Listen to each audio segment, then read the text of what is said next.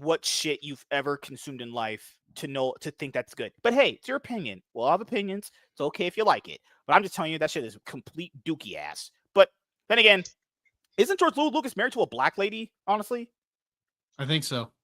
oh god, L's out His the recent closet. wife? His recent wife is black. I think so, right? Okay.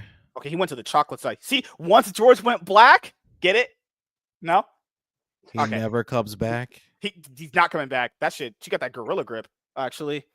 Fucking hell. So, George Lucas candidly addresses giving up Star Wars full creative control to Disney 13 years later. George Lucas has candidly addressed giving up creative control of the Star Wars franchise after selling it to Disney 13 years ago, having crafted 6 industry-altering Star Wars movies between the late 1970s and the early 2000s. George Lucas sold the rights to the Star Wars brand for a whopping $4 billion in 2012. Also, if you look at that, half of that, from what I remember, is shares too, or like equity in the company as well. Yeah, So he got had like stake. He got stake in yeah. Disney, so it's more than that. Yeah. Also, him go ahead. saying, "Oh, I gave up my kids. I sold my kids." Why are you crying about it? Why are you calling them your kids? You didn't give a shit about them. Yeah, he left the franchise after the prequels were getting shitted on, and they rightfully did. You know, it's fine if you like the prequels. I don't care about that. But to say that they're good movies, even if there's your opinion, which is fine, I just don't think they're that good. I think the only good Star Wars to me is the first 3 movies. Those prequel movies, outside of the Revenge of the Sith, guilty pleasure of mine, are not good either. The people said, but the prequels are better than Disney stuff. That is like comparing Precious taking a dump in your mouth and Lizzo taking a dump in your mouth. Both are piles of shit. Just think, you know, one just probably tastes worse. I'm gonna throw up. That's disgusting. I'm gonna die. Fuck. I love how this video is just mostly the 4 of us reacting in shock and in confusion while you just rant and say horrible things. Allegedly. I mean, that's what you came up with? Allegedly. But no, he didn't get $4 billion in cash, everyone. He got $2 billion, which is he got $2 billion in cash for Star Wars. It feels like that shit should be valued way higher than what he got for it. But you know, if he's happy with how much money he got, sure, whatever, I guess. Like, he doesn't have to work ever again. So Ever. to George Lucas, that's a win for him, especially at his age. He's 70-something years old. You know, he doesn't have to work anymore. If he wants to, he wants to. In the end, he won in some way. Well, he still has ILM, doesn't he?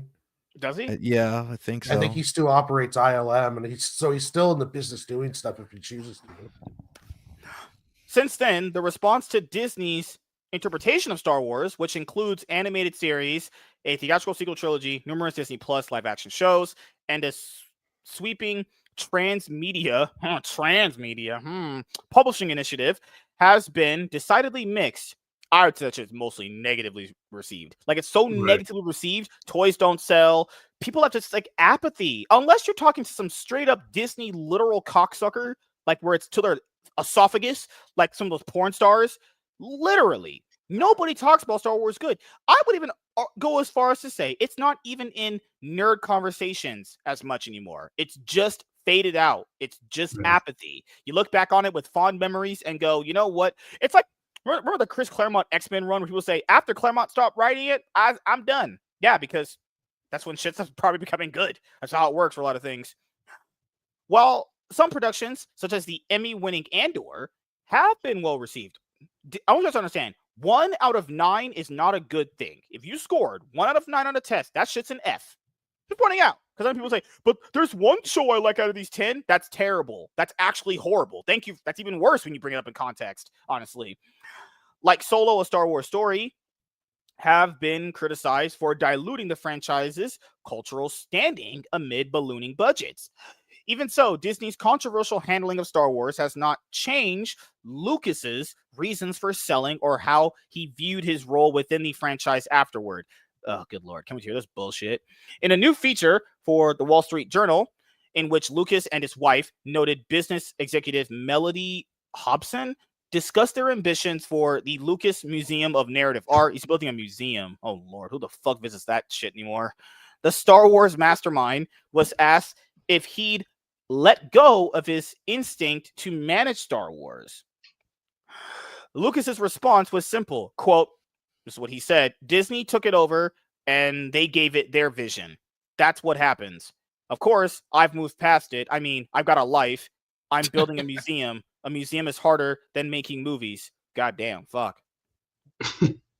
Damn, he just, holy shit. To be fair, George, your franchise was always for losers. If you did Star Wars marathons, you weren't getting no girls, okay? Just point it out there. You know, your franchise was always for losers. But then again, you didn't make him, so I got to give you G credit for that one, you know? But all jokes aside, he basically said it right here. That's their vision, not his. Because there's a lot of interviews where he says what he would have did with another trilogy or whatever. So, yeah, that's for sure Disney's vision. He don't claim Rey. No one claiming that girl. She's for the streets. Holy shit. In 2024, at the Cannes Film Festival, Lucas explained his reasoning for selling Star Wars to Disney, having recognized the impending impact of streaming on the theatrical industry. Lucas felt that it was time for him to retire and focus on other pursuits. Quote, streaming is really powerful and it's great. It really upped the movie business because the theatrical movie business, we could see the problems and it was not good. So everybody was looking to save it, but nobody knew streaming would. Lucas told French outlet Brut at the time. Has streaming really saved anything? No, it has not. Because if you look at it, the freaking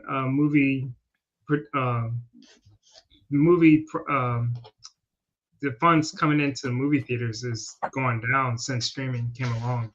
That was back in 2020.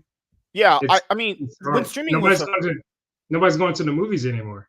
Everybody's rather sit home and just watch it. Wait, you're gonna wait 30 days later or whatever. What Superman came out 30 days later on. Crazy, right? It was only in theaters for like 3.5 weeks. Insane. Yeah. It's like, why the hell am I going to spend $20 or $15 on a ticket when I can just watch it at home? It's one of those things where streaming before never really had that big of an impact. After the virus period, it just, went to a point where people just wait for a movie on streaming. That's just how it is, because they taught the audience to feel that way. They told the audience, you know what? You could just wait to get our biggest movies if you just wait long enough. And if you give people that option, they're just going to wait. That's how it was. There's a lot of different ways you could look at it, but I will say this specifically is streaming. I don't know if it changed. I think it changed the game, but I don't know if it changed the game for good. Like, Patty Jenkins got a lot of flack for this before Wonder Woman 1984 came out, which is a horrible movie. But she had said, streaming movies feel like a ghost town. I never hear about them. What streaming movie really has impacted anything? Like, I'm talking like straight up impacted the way people see movies or talk about them, because to get them, it's already barred by a paywall. And there's so many streaming movies that come out direct to streaming. You don't hear about these movies. Like, there's a few that step out, Bright and like the one with Sandra Bullock, that Bird one or whatever it's fucking called. There's some stuff. I'm not saying there's been nothing, but this overall like fear that streaming has really did something. It's did something in the opposite way. It's just kind of made it, would say decentralized. No, that'd be the wrong word. It'd be more like it's had actually a negative impact on the industry. Well, I remember the time when summer movies came out and you had to wait to rent a movie right. Like in the fall, and then like in November they would come out to buy on VHS or DVD or whatever, and it was anticipated like, oh, I want to get this movie, I want to rent this movie or blah blah blah. And that's what they should have did with streaming. You TV shows is different. Do your TV shows or whatever. Yeah. But with these movies, follow the same blueprint you did back in the day. Bring it out to rent, and then you be able to buy it. It was even proven statistically that if people go and watch a movie in the theater, there's a more likely chance they'll want to view it on streaming. Keep on, the advertising for streaming just also isn't there either. Like, I get there's Twitter, there's social media, but they've never actually marketed a lot of the movies in an effective way to make you want to go see them. Like, I mean, Netflix does their Netflix Geek thing where they show off a lot of the new movies coming to Netflix.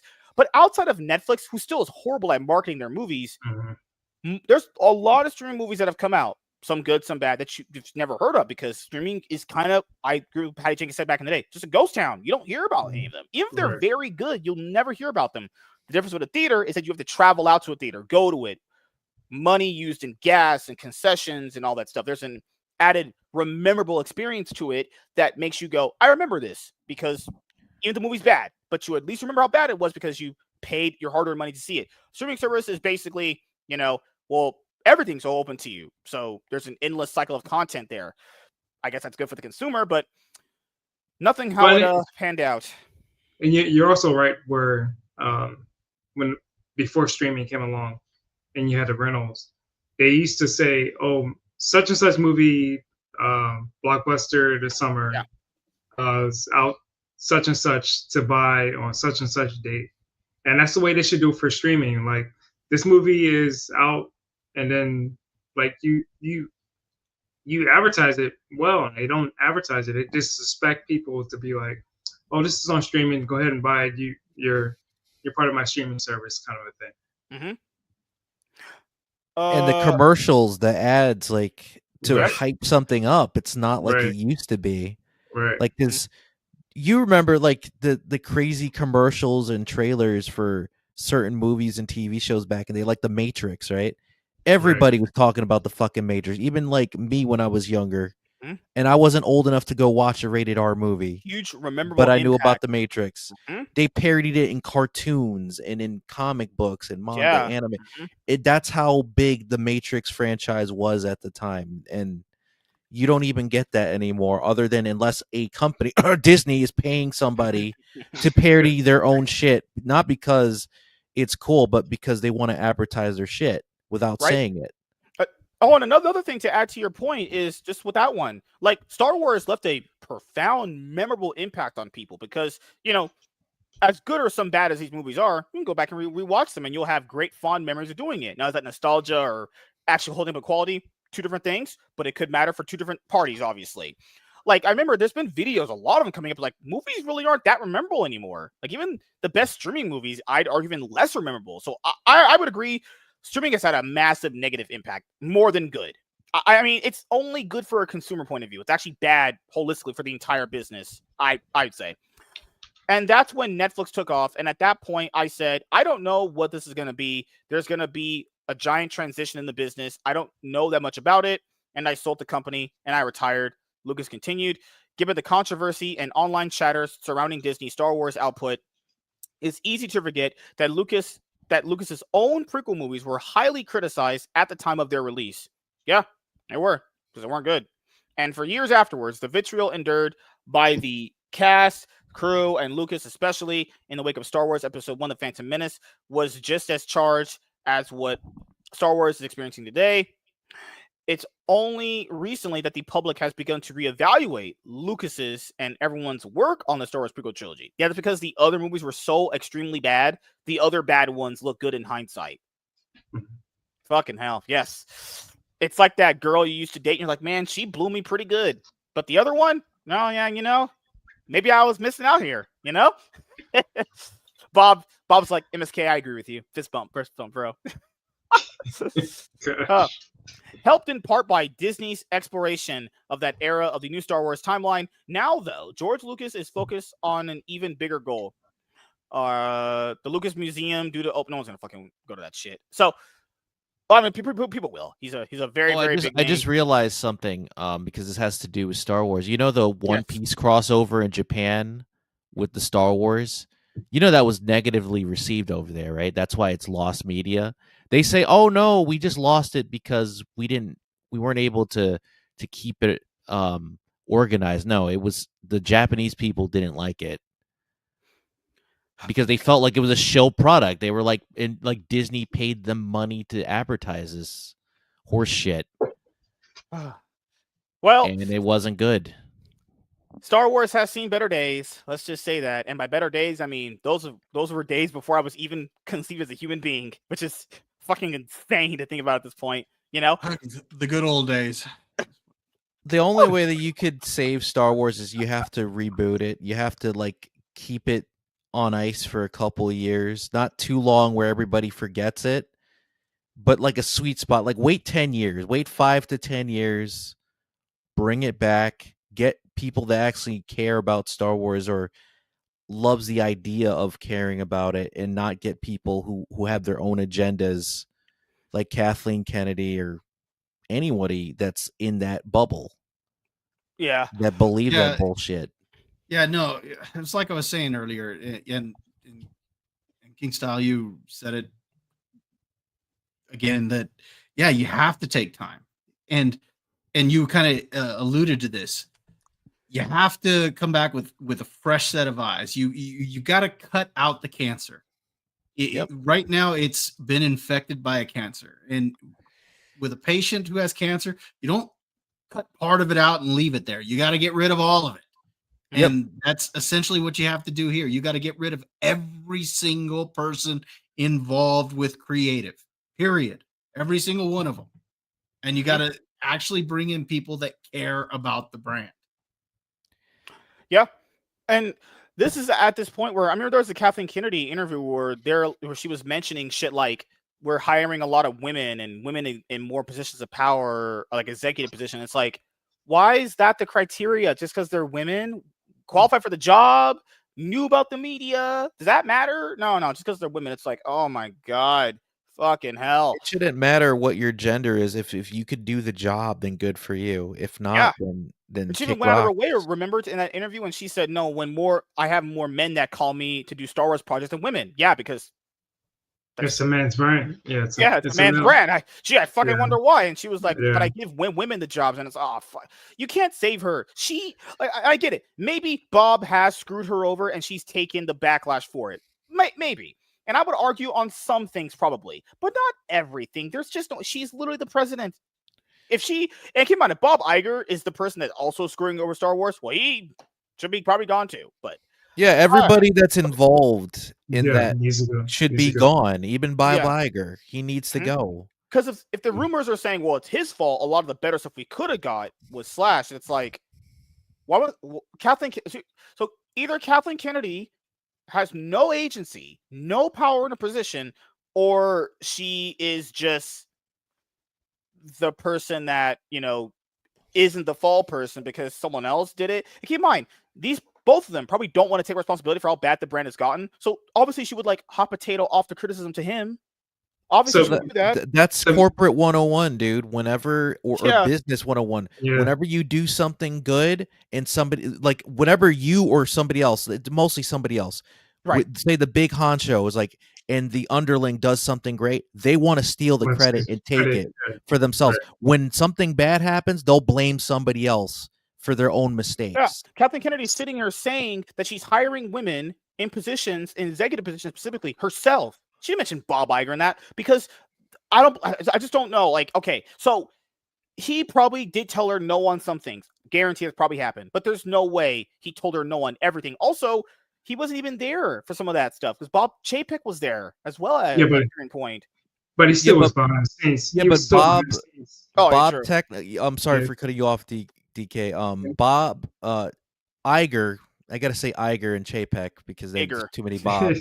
But Iger was there. He was a consultant at the company. He didn't fully leave Disney, quote unquote. Yeah. He was like DK said, was behind the scenes. He didn't fully leave yet. And that's how he was able to get his job back by screwing over Chapek. So basically what we're saying is Star Wars was in a better state before Disney bought it. Yes. And so maybe Disney needs to let Star Wars go. Who was going to buy it though? Who pays that? Who pays for Star Wars? I'm pretty sure any company that wants to make a quick buck, will get it. They'll get it. They'll spend it. So if Disney bought it for $4 billion, they're not selling it for anything less than $10 billion. Who's got $10 billion in capital? They're not gonna. No, they're gonna have to sell it for less. They ain't gonna. Oh God, that'd be hilarious, man. They're gonna lose money on it. They're probably gonna. Somebody might buy it for $1 billion, maybe 900 million or 800 million. But I don't think they sell it. I think there's still too much money to be made off just the original trilogy alone. So I just don't see them giving that up. Because imagine Netflix buys it, right? And then they buy Warner Brothers. Think about it. Warner Brothers did they did the Clone Wars cartoons, the Genndy one and the one that eventually Disney acquired for the last season. It's technically under the Disney brand. But Warner Brothers worked on that. Cartoon Network worked on that. So it'd go back to full circle in a way. Yeah. So we'll see the future of Star Wars as it plays out. Even the comic books don't sell. Like even if they Nope. slip No. Star Wars #1 with the No. the usual Marvel #1 bullshit, even if they put Star Wars #1 on a book and it's Han, Luke, and Leia on the cover, that shit don't sell. It sells for Well- like one book, and that shit craters. Actually, What they did wrong was going away from the books that were created after the original trilogy. Yeah. And they came up with their own little ideas. Same thing what Marvel did, and they put their little own agendas in there instead of going with the stories they had that were absolute money makers because you have to nerd them. They were going to buy it, and they decided to do their own thing to build their little like there's DEI. literally a comic book storyline set straight Yeah, after the yeah. original trilogy. Like, Yeah, it's almost they- like The New novels, Republicers- the, yeah, a bunch the of novels novels. and the video game storylines that could be Yeah. in the same vein. Like, Right. don't get me wrong, the Knights of the Old Republic, those two games, they're good. And even some of the elements of the Force Unleashed, right? Galen Merrick or Starkiller, that's a cool idea of a prequel of a Sith Padawan, right? Of Starkiller. That'd be a cool storyline. And the Yep. guy, the reason why they used that guy's likeness is because in real life, that's what he looks like. Imagine him in a live action movie or TV show. You could have made money on that. A side story of Vader in a prequel before he died. He has his Padawan doing his orders, doing his bidding. That would have been a cool idea. And then he turns into a hero at the end. But, Disney doesn't want to make money unless it's their way. Yep. Disney Star Wars sucks, and that's what happens when you have sex with your mom and dad. That creates that garbage. So, thank you guys for checking out this video. If you guys are returning viewers or new viewers, then please consider subscribing to the channel if you've not already. Leave a like on this video if you enjoyed it and comment down below. Also, make sure you guys hit the notification bell. That way you guys can get notified on whenever I upload a brand new video or go live. I'm MSK, aka Master Swagging, and we're going to sign out, guys. See you guys later. Goodbye. Peace. All right. Warren, he had to go. He's gonna do his own stream at like 9 o'clock. He's gonna stream like Arkham Origins Part 3 playthrough. He's gonna do a game stream, and it's like, I'll say so. Even though fans will vehemently disagree with each other about what movies are the best and creative decisions and books and on video games and all that stuff, the fans are not to be blamed at all. Except the really crazy retarded ones. They're really fans. I think those people are just shills for Disney. That's all it really is, honestly. Well, dude, there's a lot of people on YouTube, and I know for a fact that a lot of them, like you said, Star Wars Explain and other people, that they will, dude, they want to get the gift bags, man. They want to get gift bags, those legendary gift bags, those fucking $1,000 or almost $900 worth of goodies from Disney. And to give positive reviews and go to Disneyland or Disney World for free. That's how much people sell out now for a gift bag. A gift bag, free food, a free trip to Disneyland or Disney World. You can kiss Bob Iger's feet at the premiere. Yeah. And all you have to say is this movie was good when it wasn't. Kathleen Kennedy will give you some nice sloppy head if you say that Mandalorian and Grogu was good. It's sad, but it's true. No. Like, this is how the entertainment industry has always worked, man. Like, Disney isn't the first people to do this. And I always find it hilarious now that Star Wars Theory has more subscribers on his YouTube channel than the main Star Wars YouTube channel. That should show you about how badly this franchise YouTube is the easiest way to reach people these days. Star Wars Theory, you can look this up. Star Wars Theory has more subscribers on his YouTube channel than the main Star Wars YouTube channel. Insane. They made a Star Wars hotel, and it was so bad that they had to gut it and turn it into a fucking. And they had to turn it into an office for Disney World. $300 for a day. Well, the problem with that was they did it based on the raid genre, and people were like, "You spend that amount of money, you want the original trilogy atmosphere," and nobody was feeling like you said that those movies suck. So it's like you're spending $300 a day. you're spending all these crazy amounts, and it was ridiculous. You know And what's not only crazy? that, but they should have made the hotel prices really affordable. Affordable, So yeah. Wasn't it like $1,000 a room? yeah, or and I'm some like, shit? no, It was dude, crazy. you have to make it affordable for everybody. That way, if somebody that doesn't even like Star Wars can just go, oh, this hotel is kinda cool, decently yeah. priced. I Yeah. could sleep here for the night. It looks weird as fuck, but who cares? It's cheap.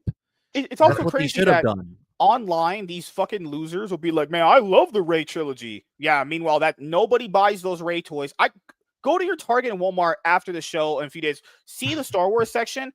Those are the same toys that have been there since 2015. That shit ain't selling. These people say that they love these franchises and they don't buy the merchandise. They don't be they won't give that shit to their kids. Buy a Ray toy for your little girl on Christmas. You won't. That shit is Nope. $2. You won't even spend $2 on that shit. Buy a Finn toy for your boy. You're Buy like, it for "We'll your buy." son. I'd rather buy one of those paddles with the rubber ball. You know, Or That's the actually old, entertaining. That would give me the more old, entertainment. the old Yeah. water thing where you push the buttons and the thing goes into Yeah. the hoop.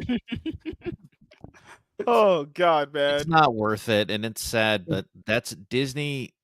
They didn't care. They thought, oh, if we do it our way and we ignore our fans and the older employees or George Lucas, I'll we still can buy make Vader money. stuff. I will. No, Vader always makes money, man. Yeah, I'll like there's Vader Marvel omnibuses that I even have, and like Star Wars. The only thing I really buy of Star Wars is like comic books, and that's pretty much just older stuff that I don't even own. So that's literally all my connection to Star Wars is at this point, just buying comic book format of it. And that would be a moneymaker doing a Vader series. Like if they did a Vader, like rated R Vader series where he was from Return of the when he became Vader. Yeah, after I've Revenge of the Sith. After Revenge of the Sith, yeah. So, yeah, that would be Disney Plus would go off the rails if they did it right. Yeah, and imagine you do a scene where him and Darth Maul fought each other. Right. That would have been the Shangri-La, as you call it, right? It would have been up there. Hey, you Bob, have him kill him. style, DK Bones in chat. Oh, hey, Walter. What's up, Walter?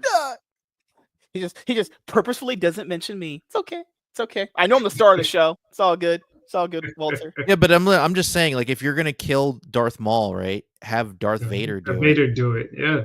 Yeah. Because it shows that he was like, he's the future. Oh, Bob.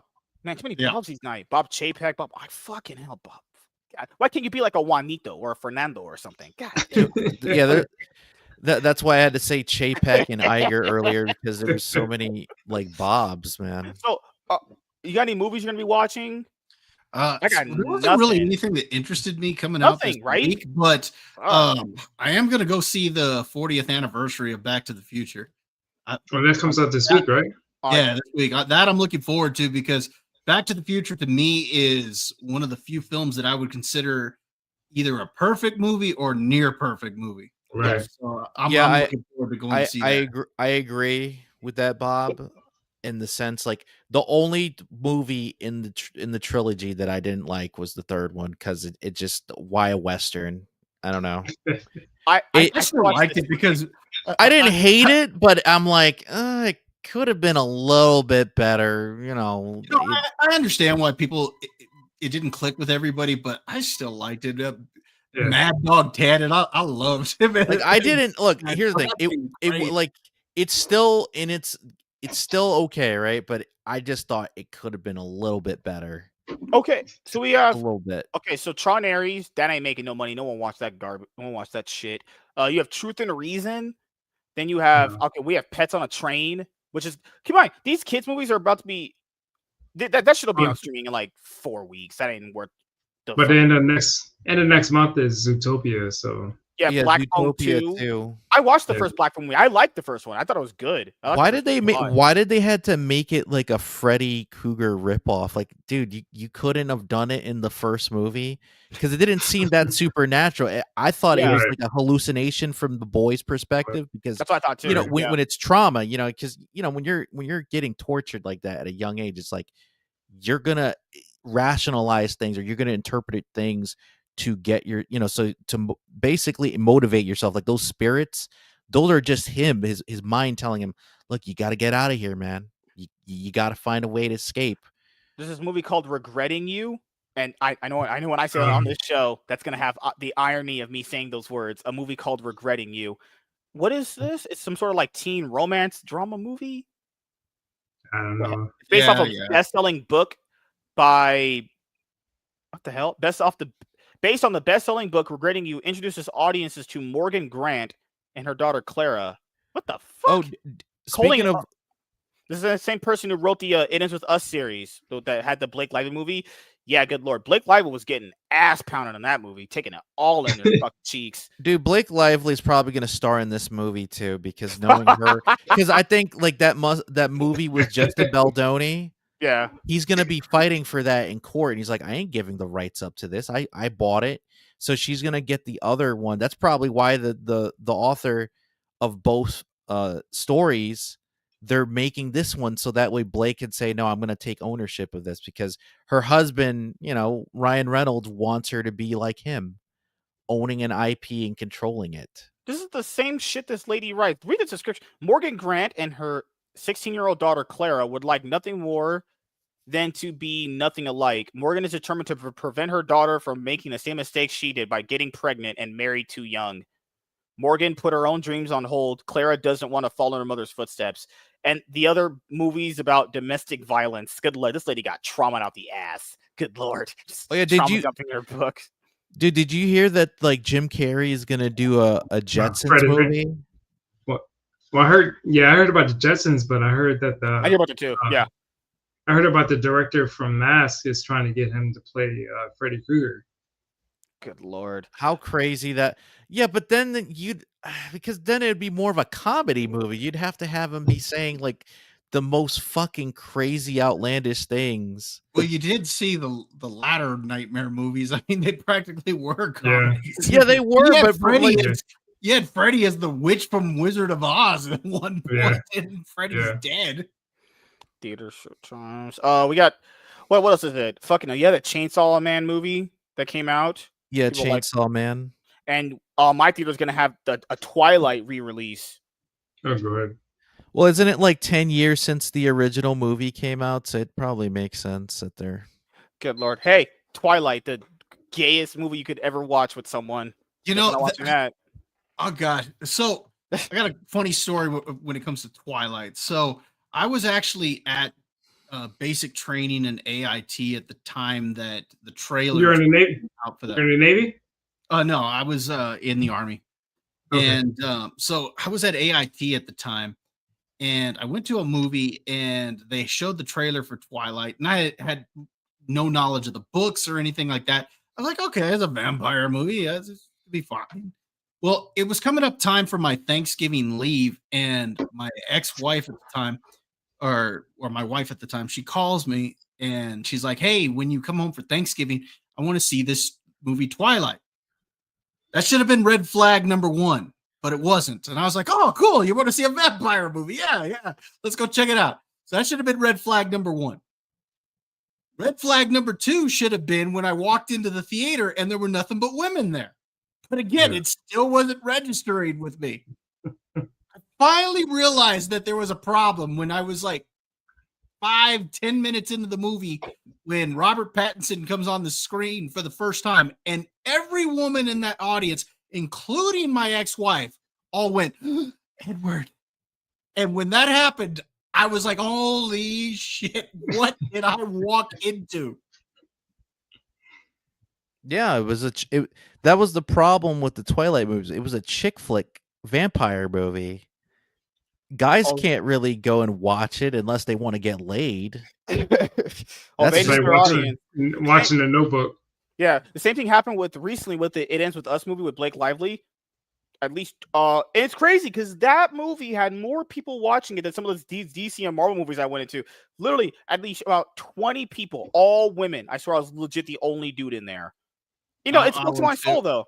Yeah. I was too. I went to see it because one of my coworkers had read the book and told me that I should review the movie when it comes out. And so I told her, okay, because you want me to do it, I'll go do it. And actually, I didn't think it was as bad as some of the other garbage that I saw that year. So, I mean, give me that one over some of the other stuff I've seen.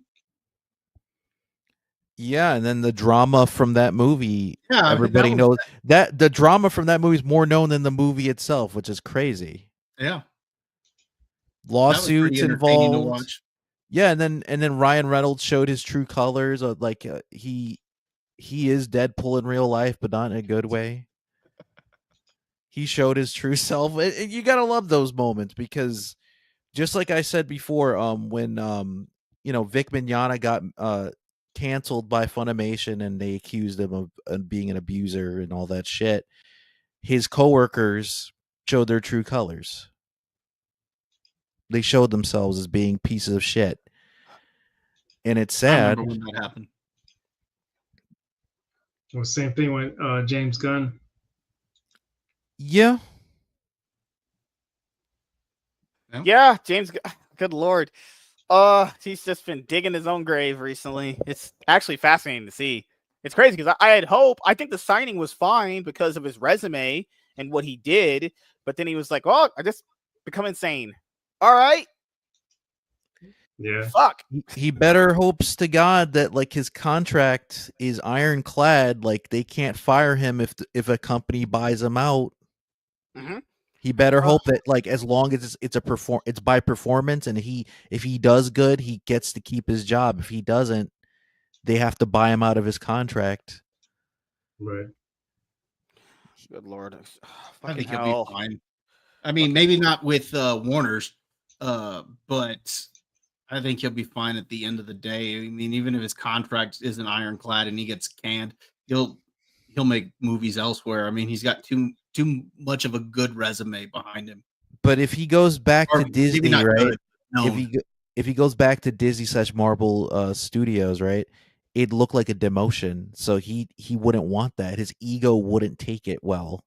I don't He's think like- that's what he'll do. I think he'll end up just making other types of movies. I mean, there are other things that he can do. I mean, when I'm like you, when he got signed, I was excited about it. I actually liked Creature Commandos, and then Superman came out. I was disappointed in that. I did like season 1 of Peacemaker. I have not finished season 2 yet, so I can't give a good take on that one. I am looking forward to Lanterns. That's going to be the one that makes it or breaks it for me, though. If Lanterns sucks, then I'm pretty sure it's going to be tough for me to be invested in it from that point on. Yeah. All right. I'm with you about Lantern. Yeah, I gotta get some stuff done. Fucking work shit. Man, people are just so garbage these days. Holy mother of God. So we'll start with King Style. Do you have anything planned coming up that you would like to let the audience know about? Well, I'm going to be back on here Wednesday, I guess. Yes, Depending on and the you're gonna give me my situation. wife after you got done blowing her back out, right? No, but if you want to think that, I thought you were fun. You missed my everything joke. could be fun, I guess. I'm also gonna do something with Sci-Fax on Saturday, and also do something with my friend Ken on Saturday as well. So that's about it. So, they're doing shows.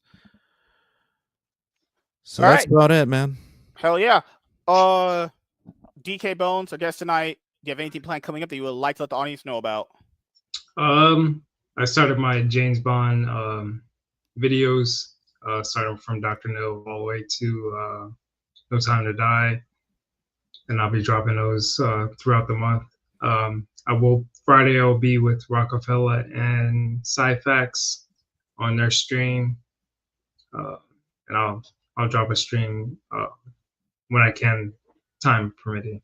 But all right, Bob Loves Movies. Do you have anything planned coming up that you would like to let the audience know about? Yeah, hopefully I'll have a review of Back to the Future out on Friday. Again, it's going to be my first time seeing it on the big screen, so I'm looking forward to that. And then on my other channel, on Dad's Turn to Talk, we got a Halloween edition. Some fun things planned for that. We will have a guest on, and we are going to be reviewing the movie Halloween from 1978, the original. So I'm looking good forward movie. to that. Good movie. I like that movie a lot. Huh, damn. So speaking of these women that have been messaging me these past couple of days, whoo, it's been crazy. Women are fucking insane. So, what do I plan coming up? So tomorrow I did have a one-on-one plan with Left Eye Ego, but due to some work shit, it's probably not going to happen. Most likely, we're going to have the Cloud9 podcast, most likely, but given what's going to happen at work, probably not. So I'll probably just end up like game streaming tomorrow. I gotta tell Chaz and Left Eye, which puts another nail in the coffin to doing stuff actually here. And then Wednesday we have the MSK show around 8 p.m. PST, generally 8 or 8:30 p.m. PST. And we'll be talking about Warner Brothers is up for sale. So that'll be the topic for Wednesday's show. So let me just make sure you guys know this. So potentially I'm not going to have the Cloud9 podcast tomorrow, and the one-on-one with Left Eye Ego is not going to happen because of work. So we'll most likely just have game streams. I'll probably just play League of Legends, actually. And after Wednesday is over, Thursday I work, so I'll just play League, later in the night, actually. Or I could put the Cloud9 podcast Thursday. That's what I'm thinking about right now. And then Friday I have it off, so I will do some streams to make up for Tuesday having some missed. So yeah, it was great having DK on the first time. It's cool. Can't wait to come back again. Probably be like my dad. Probably won't see you here until like episode 499 or some shit. No, I'll be around, man. Like I'll shoot you a text. Yeah, DK is a good dude, man. He's white black. See, it was dark black. I'd be like, oh god, crazy. Dated white women. So that means he knows how the game works. Actually, great show, Bob and King Style. It was great having you on, DK. Oh god, no credit to me. Why do I get no credit? Actually, I'm the one who schedules all this fucking shit. But well, I mean, god, crazy. I think we know why. Oh no. Given what just happened, I have to triple up on shows the following week. Oh my god. It's fine. It's fine.